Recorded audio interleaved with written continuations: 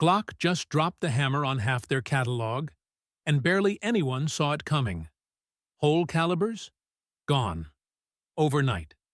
Gen 4s, Gen 5s, MOS slides, wiped clean off distributor sheets like they never existed.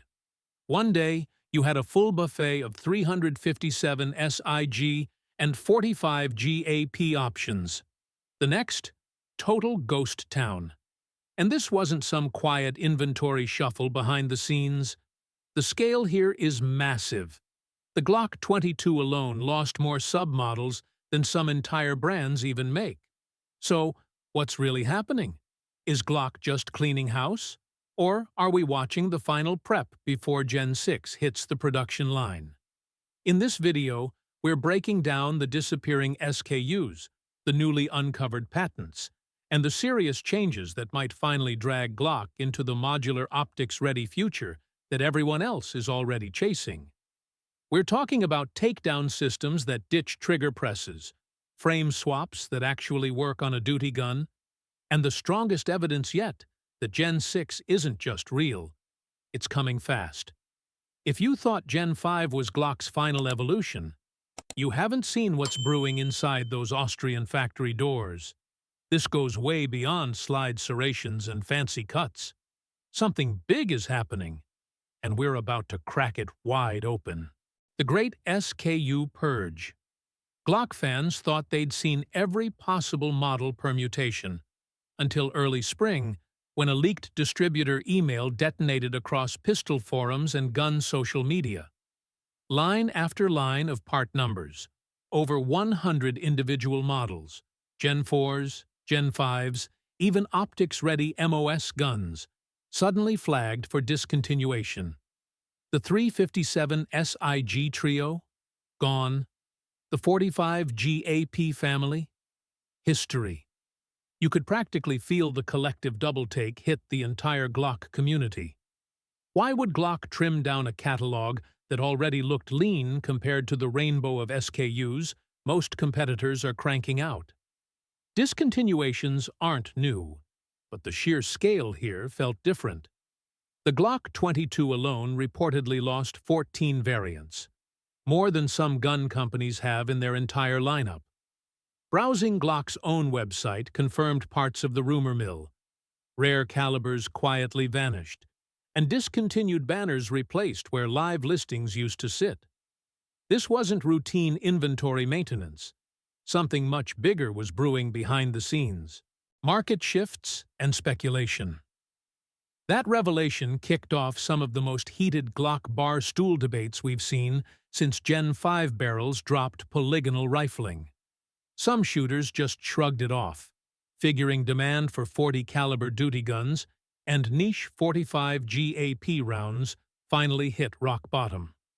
Others pointed straight at standardization pressures. Militaries and law enforcement agencies worldwide are moving to 9mm across the board, and civilian shooters follow right behind. Because 9mm training ammo stays cheap, easy to find, and easy to shoot. But even with all that, the scale of this purge didn't add up, unless something bigger was queued up behind the curtain.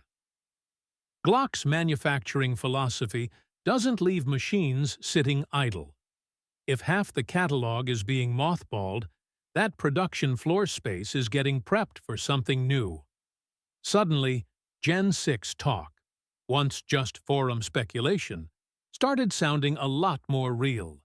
And that sent everyone digging for hard evidence. Patent clues. Real clues started showing up in the one place where most product rumors usually die: the patent office. Glock Technology GmbH has filed a whole stack of patents between 2020 and 2025. And these aren't just routine maintenance tweaks. One patent, granted on February 4, 2025, patent number 12215944, describes a drop-in trigger unit designed to nest perfectly inside a standardized trigger pocket. Another filing from April 1, 2025, patent number 12264888, redraws the safety selector and locking lever geometry, allowing the pistol to be field-stripped without ever having to pull the trigger. As you dig further, you'll find fresh design patents for both an upper receiver and a lower receiver, each showing contours and frame cuts we've never seen on any factory Glock. None of these filings outright mention Gen 6 in black ink. That term only exists in fan shorthand. But when you overlay these legal drawings on existing frames, the dimensional shifts are just enough to suggest a brand new architecture is on the way. No trigger pull takedown. The no trigger pull takedown is the headliner, because it goes straight at one of Glock's longest-standing criticisms. For decades, every certified armorer's course drilled the same process. Check clear, pull the trigger, pinch the slide release tabs. And we all know, that routine has led to plenty of negligent discharges when complacent owners skipped step 1. Glock's new patent replaces that forced decock with a locking lever system that mechanically decouples the striker. No more relying on the trigger shoe to release the slide. For the average range shooter, it means a little less drama during cleaning. For procurement officers writing specs for police academies, it removes a major training liability and makes the pistol a whole lot easier to approve. Even California's roster, which grades models partly on drop safety and disassembly, might finally look a little more favorably on a Glock that strips like a SIG or an HK. Forums have been split. Some folks applaud the change, while others roll their eyes. One veteran shooter joked that if you can't verify an empty chamber, you probably shouldn't own a gun. Another argued that anything reducing negligent discharge stats is a win. Personally, I lean pragmatic. If a mechanical redesign keeps the same Glock-level reliability while lowering human error, that's a solid upgrade. Glock's already proven this principle with the German-market Glock 46, that rotating barrel variant that never required a trigger press. Translating that system into a conventional tilting barrel lockup was a serious engineering lift. But the patent shows Glock's team solved it by adding a spring-biased locking lever positioned right behind the trigger axis. That lever interrupts the trigger bar during disassembly. The slide only releases once the striker is safely blocked. Dry fire purists can still press the trigger for function tests, and armorers get a safer disassembly process. Everybody wins. HalfGrip Module. The second big feature sits in what fans are already calling the HalfGrip Module.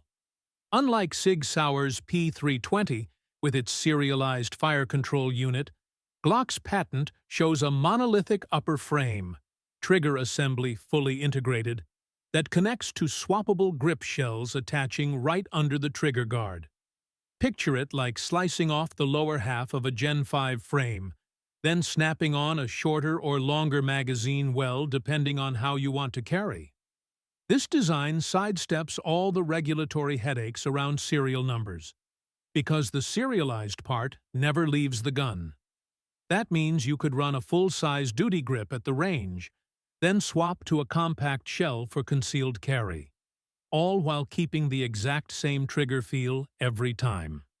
If Glock brings this to market, we might see grip packs sold like today's backstraps, bundled with spring-loaded locking pins for easy swaps.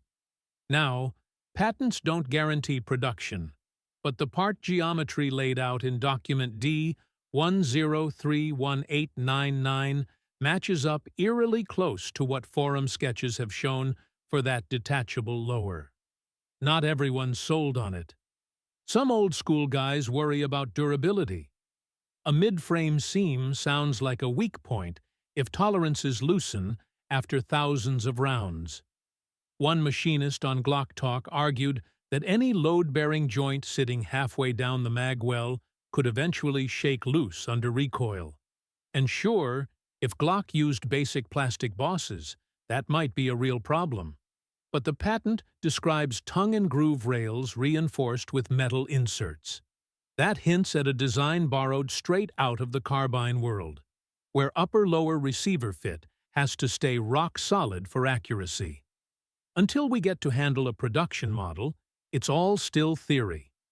Personally, I'm more curious than concerned. Glocks resisted cheap shortcuts, no finger groove comebacks, no bargain bin MIM parts, for decades.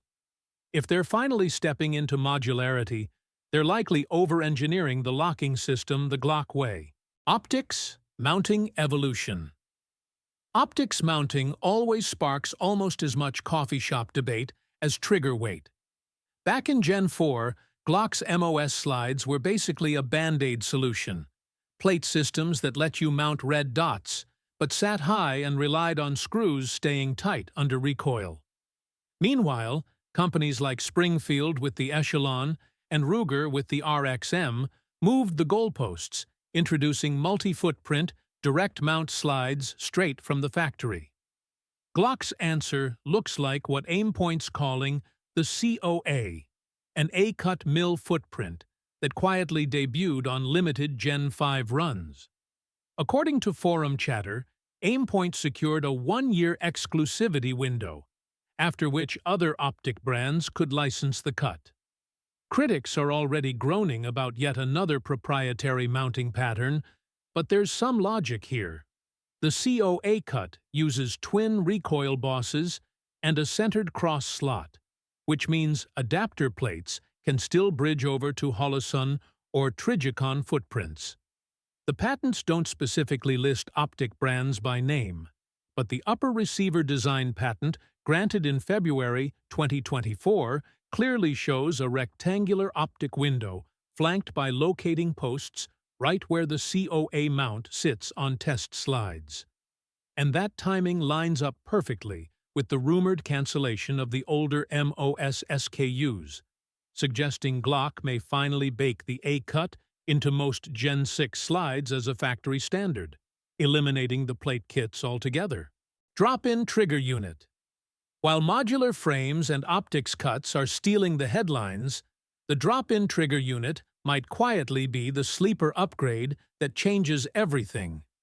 Patent 12215944 lays it out. A fully self-contained trigger housing that slides into a standardized receiver pocket, locks in with a single pin, and carries its own leaf spring inside. Glock's original trigger bar design has always been pretty easy to tune, but being able to drop in an entire pre-assembled trigger module opens up a whole new lane. Competition shooters could swap in a 3-pound hybrid trigger without filing, fitting, or breaking out the polishing tools. And it strongly hints that Glock's thinking ahead toward premium trims, performance models where the factory installs an adjustable aluminum trigger shoe, curved trigger bars, maybe even factory-tuned brakes, and charges accordingly. For folks dreaming about a true factory-built GPT-style trigger system showing up in large-frame Glocks, this patent is the first real breadcrumb we've seen that suggests it's possible. Market context and pricing. Of course, none of these changes exist in a vacuum. The market's now packed with S9 clones, Taurus GX4 models, and a parade of Turkish and Brazilian copies that hit the shelves for about half the price of a Gen 5. These clones survive because Glock's core SKUs evolve slow, leaving plenty of room for competitors to copy Gen 3's patent-expired architecture and undercut Glock on price. Now, if, and it's still a big if until we see an official press release, Glock jumps to a full modular frame that requires brand-new tooling, MSRP is absolutely going up. One buddy at a large FFL laughed at all the forum wish lists hoping Glock might drop prices just because they're ditching the mag loader and cleaning brush. He's already predicting at least a $20 bump, just to cover the upgraded slide machining and new optic cover plates alone. But price is always relative. If Gen 6 slides give you true direct mount aimpoint ruggedness, and the modular frame lets you switch from a Glock 17 length grip to a Glock 19 length grip in 60 seconds, a lot of buyers will view that premium as worth every penny. Launch timing. The timing of a reveal matters almost as much as the features themselves. SHOT Show tends to drown announcements in a sea of polymer. Hundreds of new SKUs dropping all at once, making it easy for big reveals to get lost in the noise.